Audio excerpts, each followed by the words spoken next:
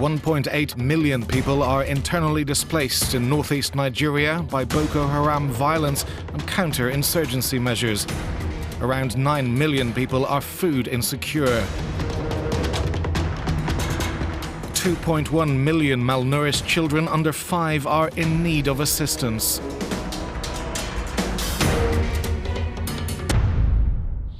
Millions have escaped the militant group Boko Haram in northeast Nigeria. They face a new threat: starvation. Hundreds of thousands have fled to the capital of Borno State, Maiduguri. People here are dying of malnutrition despite the presence of aid groups. This clinic for children under 5 opened in August with the help of the EU. It sees around 100 children a day.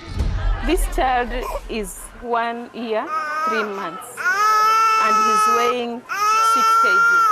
This is a normal weight of a baby of 4 months. Abu Bakar's condition is so serious that he'll be transferred to a proper hospital. Every day, the clinic sees around 7 severely malnourished children with similar complications. That's about 50 a week. In 3 months, we've seen over 6,000 cases.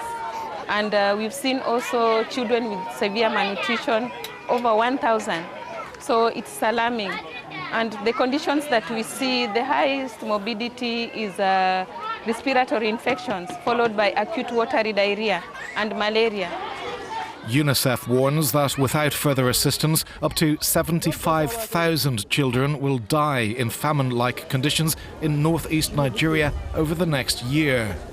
Is the northeast Nigerian state of Borno facing a situation similar to the ones we had in Biafra or Somalia?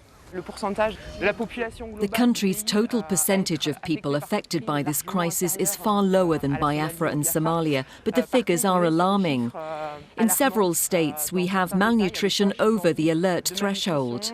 The thresholds for severely malnourished children is 2%, and today we're at 9% in these areas. For general malnutrition, the threshold is 10% of the population, and we're today at 37%.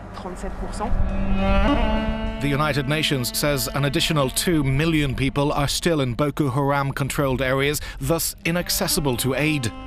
The militants still move freely throughout much of the countryside, and large areas of farmland has been abandoned. People in newly liberated villages were found in desperate conditions. Despite Maiduguri being among the safest and best served places in the state, there is at least 1 suicide attack a week. There were 3 in 24 hours when we were there.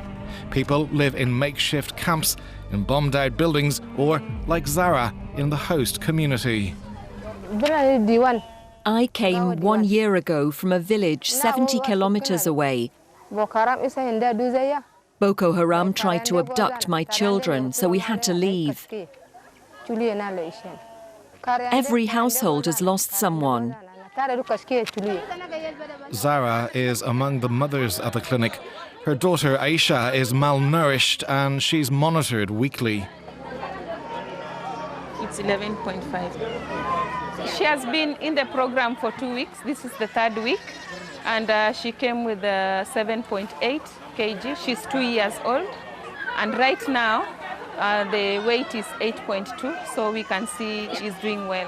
Zara and the other mothers are given a food and a water kit. The World Health Organization says 361,000 deaths among children under 5 could be prevented every year with better water and hygiene. So the plan against malnutrition in Maiduguri includes installing toilets and new water points. We have 9 water points to build. Tension is rising in the outskirts, so people are still arriving. But I think with these 9 water points, we can alleviate the needs of many. The European Office for Humanitarian Aid was among the first donors to acknowledge the situation. It opened an office in 2013, bringing about €75 million into the region. This is the fastest growing displacement crisis, and the volume of the needs still uncovered is huge. We're facing a food crisis that could turn into a catastrophe. Nigeria has received around 50% of the $484 million required by the UN 2016 Humanitarian Plan.